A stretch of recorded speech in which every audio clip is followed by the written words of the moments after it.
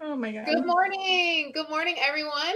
My name is Amy Kochek with Amy Kochek Creative, and you are tuning into Extraordinary Stories with Extraordinary People. So, I want to explain a little bit about this because I think it's important for you to understand what we're doing and why we're doing it. I own a business called Amy Kochek Creative, and I do ghostwriting and I do coaching. So, one of the things that I've discovered through my ghostwriting and dealing with people is that everybody has a story, everybody. And that story is so powerful, first of all, to yourself, because it's your place of greatest healing, it's your place of clarity, it's your place of experience that allows you to get unstuck in your life, allows you to address insecurities.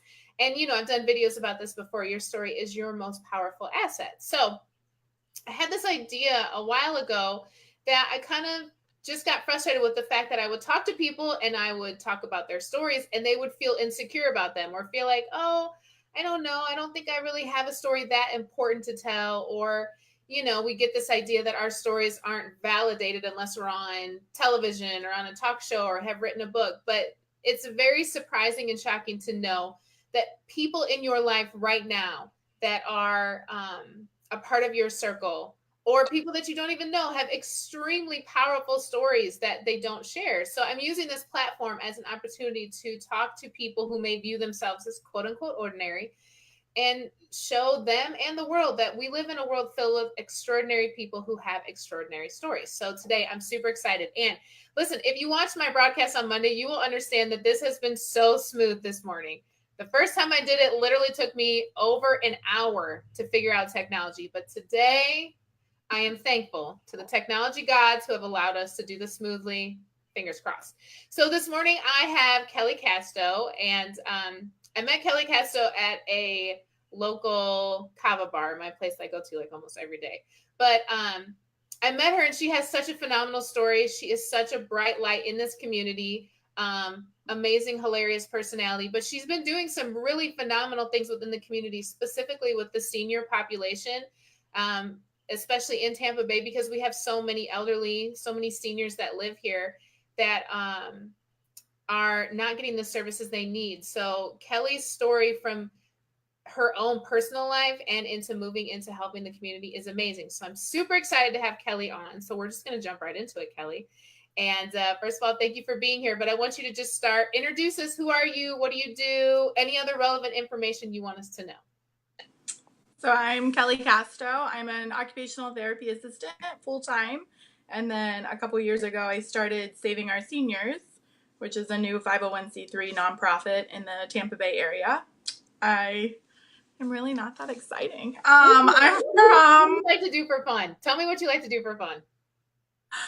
I haven't really had fun in the last couple years because I'm always doing deliveries at night. I like to date. I'm really into that dating on Bumble. I'm currently single and looking for my future husband.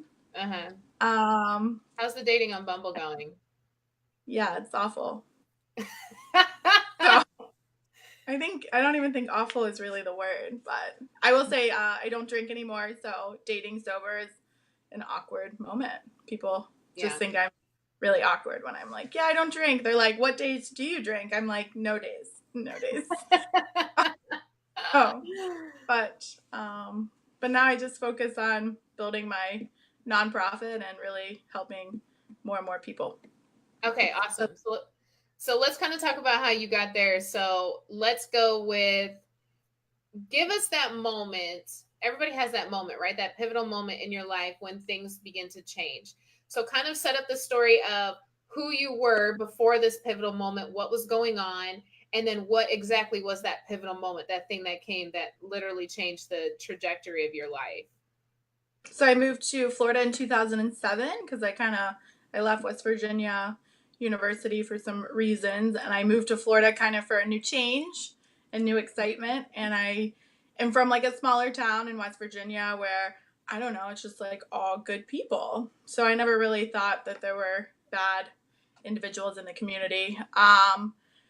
And I got hooked up with some wrong people, and I kind of made some bad choices that still, I think to this day, try to define me, but I continue to, kind of power through those moments in my personal life.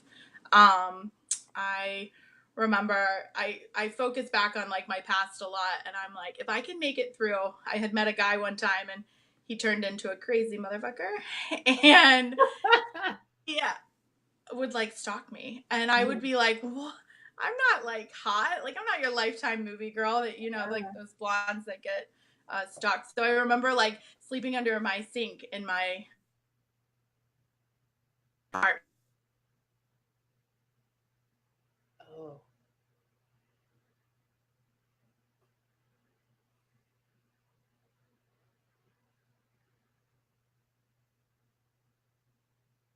Frozen. Kelli, you froze on me.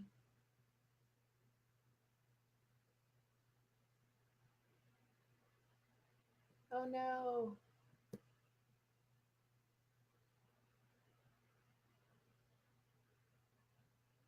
Kelli froze.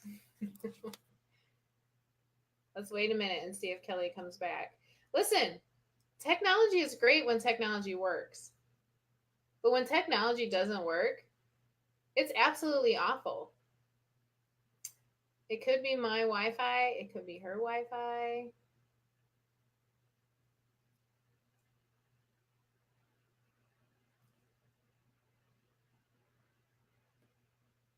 Let me see.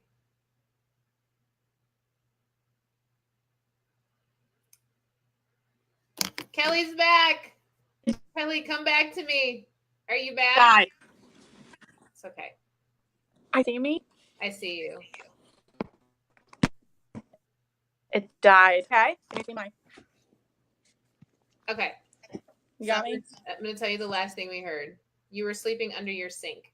So it wasn't like a sink that you open up, but it was like a long sink, and I stayed under there for like months because the guy like stalked me and he wanted to kill me and stuff. And then I turned into like heavily drinking, and that's kind of where my life spiraled out of control. I just didn't see a purpose in living anymore, and I just wanted to drink a lot, and I wanted all my problems to kind of go away. And then I had some great things too. I graduated college during that time. I went on to start my career as a therapist, but it was that moment where really got wild, and I had gotten arrested a few times, and I just my life just unraveled. And then all of a sudden I got the choice of continuing to be a therapist or not being a therapist. And I decided to get the help that I needed. And I just stopped drinking in 2015. I've been sober 4 years, and I feel like my life is way, way better. I now have a great life. Now when I have problems, I don't hit the bottle that I used to hit. Now I, work through those problems. So I'm so grateful for being able to have those things happen. I mean, I sometimes want them to go away, but without all of those really bad things happening, I wouldn't be who I am today. So, when you were having those moments of like heavy drinking, and I assume depression kind of came with that. What was the core?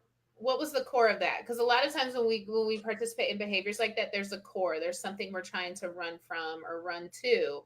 What do you think your core was? Like, what was your reasoning behind that? What void was that filling for you? I mean, I was just so ashamed of like things that had happened. I was so embarrassed. I didn't want anyone, when all of this was happening, I didn't tell anybody. I maintained going to school and just going to work and being like an everyday person. Like, people that even were the closest to me had no idea any of like those things were happening. It was only till like way after the time that I, even told my family and stuff that, I was experiencing these kind of things. So I think it was just that I was so scared myself, and I would go to sleep, but I would still have all of these, like I would still be really scared. So I think drinking was a way for me to escape my own life and it never actually made anything better, only made it worse. But in the time, I was like, oh, this is awesome. Yeah. But now, looking back, it was not a time in my life that anything really was great. Right. Do me a favor, shift your camera up a little bit. There. Stop right there. Perfect. Okay. Okay.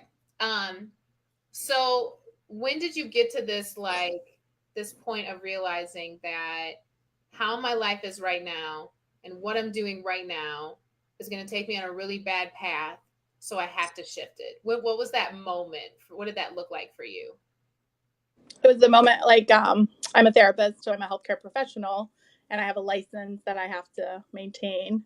And because of some of my arrests that I had, I never reported them. I didn't really know I had to report them. But when they did like a full background check on me, it came to their attention, and they said, you can walk away from your career, or you can stop drinking and kind of get the help that you needed. So that happened in the year of 2015 at the end of the year. And yeah, I could have like walked away from my career, but I feel like in my whole time of addiction and using alcohol and stuff, my career was the only thing that I was really good at and I really succeeded in. So I didn't want to give that up. And then I also don't have any other kind of background. So I had no means to actually, provide for myself. So it was a hard decision, and I lost a lot even when I stopped drinking. But 6 months later, I kind of got my whole life back, and I was able to really start over, kind of. My past does always come back up because I do have to have background checks and stuff. But I finally am at a point in my life where I'm like, you're either gonna like me and want me to work for you and let me show you that I'm a good therapist. And yes, I did make stupid decisions when I was in my early 20s, but give me the opportunity instead of just swiping, just swiping me over on the application process. Let me show you, and then if I don't work out and I don't meet your needs, then yes, move forward. But something that I did when I was 21, I don't think now at 32 that should still, Right. follow me around as much as it does play like a really big role. And when I am, a therapist, I will say starting my nonprofit has really helped me. People are like, oh, she's doing all this good. And that's how I've gotten a lot of my new jobs. As they know I'm this good person that I wish, something I did when I was 21, it wouldn't play such a huge role. Yeah. So when you made the decision that you were going to pivot, you were going to shift and do something different, what kind of help did you get? What did help look like for you to come out of that state into doing something else for yourself? So I really drank a lot, depressed, and I had, a guy that wanted to kill me, and I had some other things happen, and I never really dealt with those issues. Like I would mask them. Even if I wasn't drinking, I would just kind of put it in a box and never really open it up. So I mean, I did go to rehab, but I started really intensive therapy and working with my sober mind. I was able to really look at those problems head on and really just work on myself, from the beginning to the end. And now, I think therapy is great for everybody. I think that we should all kind of check in once in a while. Mm-hmm. But now I know the signs of when I need to hit pause and, kind of go in and recap and get the life and the help that I need. When I was drinking, I ruined so many relationships with my family. My friends. I was fun for a while, and then I would turn into this really mean person. So I think, once I got the help, I was able to rebuild, those relationships. No, I'm not saying my parents ever turned their back on me, but the last 4 years have been amazing. I hated my brother. I love him now. I talk to him all the time. So being able to, have those relationships that I didn't have or something that I truly needed. And I am a religious person. So I always said, I always was like, why did God let me let this thing happen? But what they could have been and what really happened to me were definitely two different things. So yeah, I got the help, and I mean, I'm not perfect by any right. means, and I just continue to try to live a good life. And that's when I started saving our seniors, I think, is really what kind of saved me and helped me get to where I am today. Yeah. Okay, so we're going to talk about saving our seniors in a second. I want to ask you one more question in regards to your shift. So I always say that whatever choice you make, it always costs you something, right? So even if you continue to drink and party and do your thing, that comes at a cost. But then the fact that you decided to walk away from that lifestyle and kind of change some things in your life, what did that cost you? What was the cost you had to pay for that decision? I mean, at the time, I mean, I had lost like friends and stuff like that. But now looking back, I'm like, were they really my friends? I mean, if you're really my friend, you're going to continue to follow me, and you should be happy that I'm making this decision because, I clearly wasn't making good decisions then. When I had stopped drinking, like I did lose my career for a while. So my license was revoked. That was a big, thing. I didn't know that was going to happen. So I'm like, I saved some money, but I was like, oh shit, like, all right, I'm not going to work for, 6 months, and they have to decide when I'm going to be able to go back to work and those kind of things. So I did lose like my career for a while. And now, now that I'm in a monitoring program for 5 years, so that is always, something, people are like, oh, I don't know if I want to work with you. Sure. I'm like, oh, because I'm a safe practitioner and I'm, monitored. I know I wouldn't want to work with me either. So it's just, it's crazy how people put a stigma on you. Yeah. Even when I go to networking events, people are like, oh, you don't drink? I'm like, yeah, no, I don't drink. Like, I'm here to network. I'm not here to get bombed, so yeah, I but love that. That's been interesting Yeah, living sober. so I want to hear transition from move your camera down just a little bit there. Okay, I want to hear transition from okay, so now you're out of it, you're starting this sober lifestyle. How do you get from there to starting your own nonprofit? What did that look like? So I kind of was a loner at that point. I didn't really have a lot of friends, and a part of me was still like, maybe I could go back to drinking someday. So I'm going to start a new career and I'm going to kill it, and then I can just like give up my license. Right, And then right. 4 years later, I'm like, yeah, I won't go back to drinking. But I was like newly on. Yeah. So, and I always want to kind of change the system of like elders. I, working as a therapist by then, 8 years, and wanting and tired of like seniors not getting what they wanted. And I was always like, even though I had my own demons like outside of work, I was like this great therapist. So, I was always working really hard to get my clients back to, their prior level of function and stuff. And then I would get them back, and then like the social worker, somebody would be like, oh, sorry, we don't have the equipment. I just worked like 6 weeks to get them there. So I was always that therapist that was purchasing it out of my own pocket or rallying together with like other therapists to get our items. So at that point, what items? So just to get clarity for people who don't really know what you do, like so wheelchairs. So what items were not available to seniors once they're going home back into their environment? What items did they need and what items couldn't they get? So like wheelchairs, tub transfer benches, shower chairs, ramps, grab bars, things like that. They couldn't get because Medicare didn't provide them, or they couldn't get it because they couldn't afford it. So then I was like, well, I've got to fix this problem. So I would be on like Craigslist.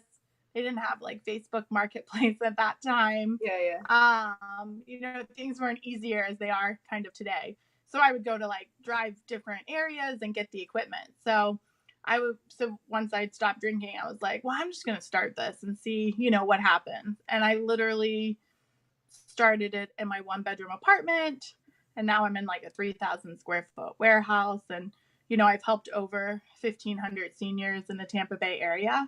And I really think that people are always like, you're saving seniors, you're amazing. And I'm like, no, I really think they like saved me early on. Like they gave me a purpose, like when I kind of didn't know what life looked like. I was just getting back into working and I wasn't really sure how to manage life. You know, it was all kind of new to me.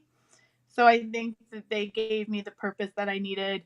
You know, when I was like, oh, screw this, I don't want to do this anymore. You know, I knew that they depended on me, that I needed to get up and, you know, go to work and go deliver that wheelchair or walker or hospital bed that they needed. So as much as I like helped them and restore hope for them, I think that they also really helped me too. And I don't have a lot of family here, so I feel like they became kind of my family. And you know, I could talk about anything with them and they would chat with me about their problems. So it was a great way to really just continue on this like path of life, I guess. Yeah. So tell us specifically how it works, how you kind of operate your nonprofit right now, how it works, and then what is your vision for what it's going to look like in the next 5 years? So what specifically do you do now, and then what do you want? How do you want it to grow? What do you want it to look like in 5 years? So currently now we're just in phase one of helping seniors with durable medical equipment, which is wheelchairs, walkers, hospital beds, lift chairs, items like that. Once they fill out an application, they get the item within like 5 to 7 days. Um, I'm hoping to launch a new program in August called SOS Express, because I have so much equipment and I know there's such a need out there, but I'm also one person, so I can't really do everything I've learned, even though I really try really hard. But I want to be able to do like pop-up shops at local low-income communities to provide equipment and toiletries and non-perishable foods. So many people think because seniors are on Medicare that they have like endless amount of money and that they're set up for life, but there's so many everyday essentials that they can't afford, or they don't know how to ask for help, or they don't want to ask for help because then they're afraid that they're going to be taken out of their environment and put somewhere where they really don't want to be. So they don't really speak up as much as they should.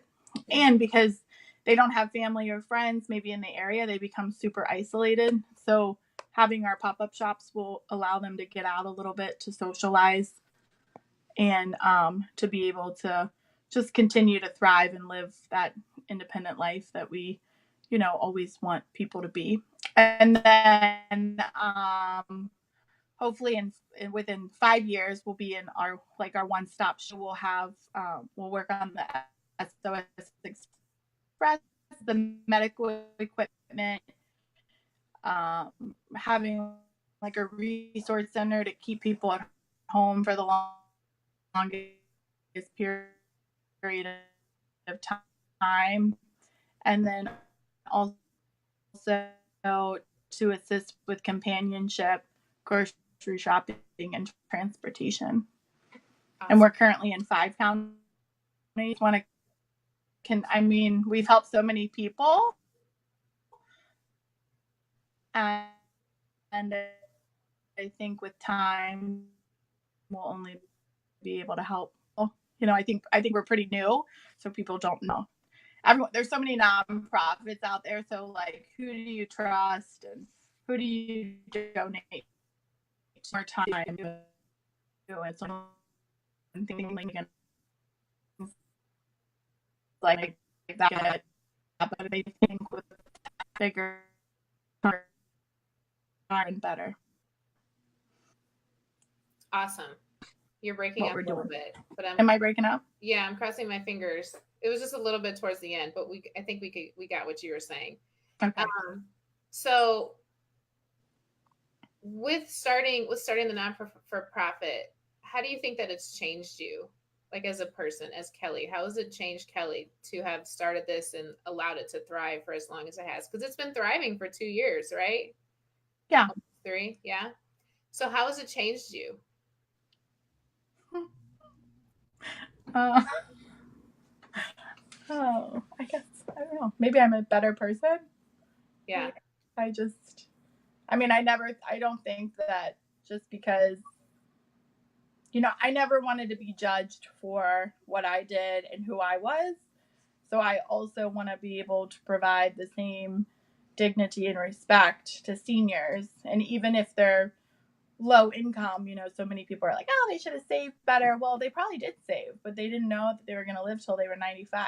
So they're running out of money. Or I just think that they deserve the same amount of assistance as somebody that lives in a $6,000 a month assisted living. The same that live in, one that makes $800 a month. They should still be treated the same. So that's something with saving our seniors. We really try to give everybody, the best care and just allow them to really kind of age in place and live as much fulfilling life as they can.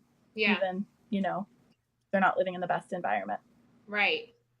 So with your journey thus far, with coming out of what you came out of, starting a nonprofit, how do you specifically use your story and what you've been through? How do you use that to impact your community?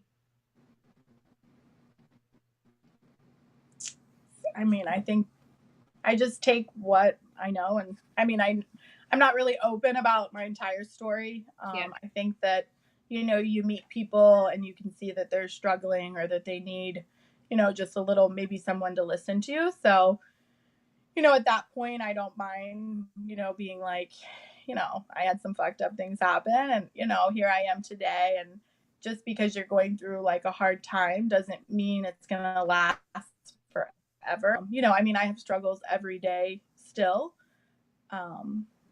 But I know, looking back on that life that I had when I was in my early 20s, and I know that if I powered through and made it through, like simple things that happen on a daily basis, I can continue to power through. I always reference in my head when I slept under like a sink for 3 or 4 months.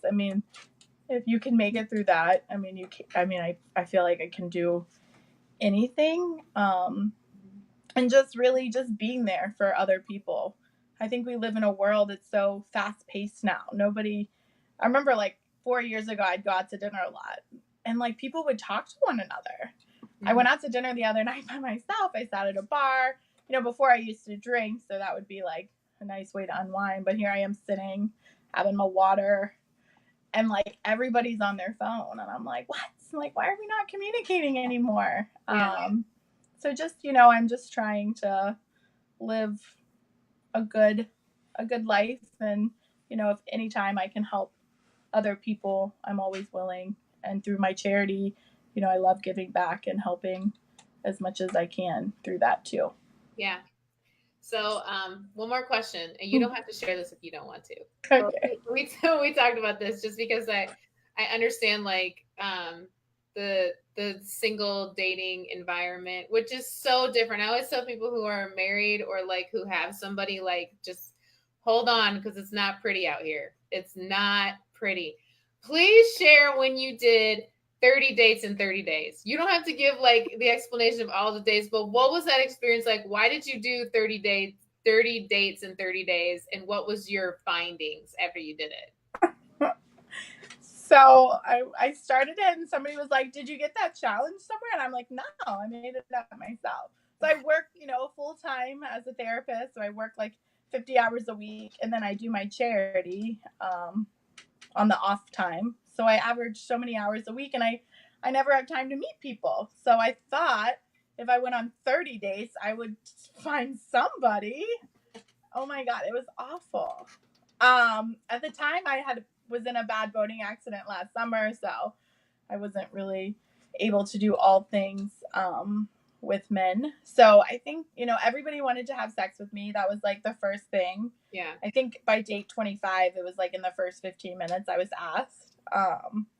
So that was weird. You were asked to have sex within the first 15 minutes of the date? Yeah. They were like, do you just want to go now? And I was like, no. Also, the one guy, I did meet one guy, I think he was like date 18. And I was like, oh my God, you're the one. Like, let's get married. Yeah. And then he was like, well, he was in the Army or something. And his wife cheated on him, and he like literally had a newborn. I was like, oh, I'm not looking for all that nonsense. Like, I don't even think you should be dating yet. Like, you literally have a newborn baby and you're trying to date me. This is awkward. So I just found that maybe dating is not for me. I think also that men want like instant gratification, or they really just, they think swiping right, they're going to get something better. And I remember when I used to drink, a colleague of mine would be like, you have to write the pros and cons right now. Like with drinking, like write down the pro and cons. And like at that time I had an altered mind. So I was like, oh, I have all pros and no cons. But now I still do that. I write the pro and cons of my life when I want to make a different decision. And like the other day I was like, my dating is so bad. I mean, it is like awful. I still average like 2 to 3 dates a week, and they're just terrible. Which is good. Yeah. Right. But eternal optimism. Maybe I'm not picking them well enough. I'm like swiping right so quickly that I'm like, oh yeah, it's instant gratification. You swipe me first, so let's do this. But I feel like there should be a comment card after you go on dates. I think that would have helped me even learn about myself a little bit. I'm not a perfect dater, and I don't know, maybe there's things I'm oversharing, or maybe, my family's always like, don't tell them you want to get married. And I'm like, okay, I won't. So, now I don't tell them I want to get married. I want to have like 3 kids. I want to have my white picket fence. Like, I don't tell any of that now. I'm just like, hey. Or I went on a date the other night, and he was like, if we got married, we would have to sign a prenup. I'm like, I mean, I've been on a date with you for 10 minutes. So I think I'm like, you guys are oversharing, not me. Yeah. Dating is just not, it's not what it used to be. Mm-mm. I always say they don't make men like they used to. Like, I hang out with seniors all day, so they're just so nice and gentle. Yeah. And I always tell my patients that like men need to go on recall, because they're just awful. And I don't know why, because I mean, there are really great guys out there, but they're usually all taken. Yeah, I think it speaks to the eternal optimist that you are, and just that you are working towards getting what you want. You know what I mean? And I feel like, and this might veer off topic for a second, but I just feel like anything in life that is meant to come to you will come. And I think sometimes with online dating, the thing that I'm like, that stops me sometimes is I think, oh, am I trying to force it? Is this like something I'm forcing? But then at the same time, it's like, when do you go out and like meet people? We just live in such a different world. But I commend you. For getting out and trying, because so many people don't. They just complain, but you're out, you're doing. You're just an impressive person overall. You're holding a full-time job. You're running a nonprofit. I mean, the hours of work, and then at the same time, you're making time for yourself to pursue the areas of your life that you want fulfilled. Like, you want a fulfilling, loving relationship, and that is commendable. Before we end, I want you tell people how they can reach you, how they can get in contact with you. But most importantly, I know your nonprofit is in need of equipment, in need of monetary donations. So tell us what you need and how we can help you, so that you can help the seniors in the Tampa Bay area.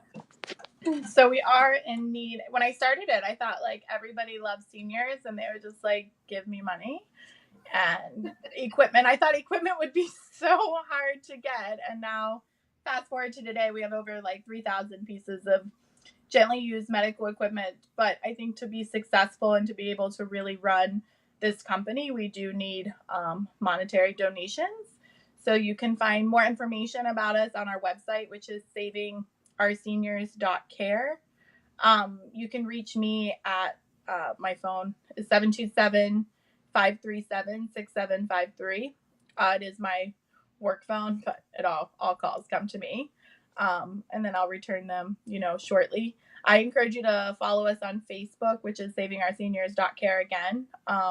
We share different stories of our senior selfies of people that we've helped, and we kind of share their story. I always say, just like think about your grandparents or your parents that you truly, truly love, and just think about, individuals that have nobody. And those are typically the people, that we are helping on a daily basis. So And we're always looking for volunteers too. I pretty much do a lot of the deliveries myself, but the hospital beds do get a little tricky solo. So if you want to come out and spend a weekend with me, I usually do a majority of the deliveries on Sundays because I work Monday to Saturday. Awesome. So if you're local to the Tampa Bay area, and you are looking to volunteer, or you're a part of a church group that's looking to help area organizations, contact Kelli. I'm gonna pin the website to the comments below. So go to the website, go to Facebook, DM, whatever you can do to reach out. And then this is for anyone watching anywhere. You can donate. She's doing a really great work with seniors and helping. And like she said, like, we all have grandparents, we all have parents, and it would break our hearts if our grandparents and parents were not given the resources they need to just simply survive. Like, we're not providing lavish, extravagant things. We're providing everyday resources and materials that they need to survive. So make sure to reach out to her. And one more thing, Kelli. So if you could give somebody a piece of advice, so let's say that somebody is in a situation in their life where it's either they are going through an addiction, or they're feeling overwhelmed, or they're masking feelings and emotions, and they just don't know how to get out of them, and they're having a sleep under their sink moment, we'll call it. What is one or two pieces of advice that you can give that person? Let's see. Why do you always give me these tough questions? I know, I threw a new one at you. This was not on the questionnaire. I know, I'm sorry. I guess looking back now, you're not really causing the problem. It could be something else. Like, just find that friend or that person that you really, really trust and just go to them, because, I wish I would have told more people what I was going through instead of just trying to be just trying to be that tough person, just try to get the help that you need. If you're going through something, you can always reach out to me. I will be there to help you, in any way that I can, because I know at the time I was feeling so ashamed and so worthless and just kind of like a piece of crap. I feel like that I didn't want anyone to know, that I was going through those kind of things. So, I left my information. Just message me or get a hold of me, and I'll be there. I'll be there to help you, because I know being in that situation, it really did suck, and not really having the support that I could have had, but I was too ashamed and too embarrassed to really ask for the help that I needed at the time. Yeah, I love it. Kelli, thank you so much for joining us. Thank you for being vulnerable and sharing your story. We so appreciate it. Please make sure, if you're watching, check out her Facebook, contact her, donate, volunteer, whatever you can do, and have a wonderful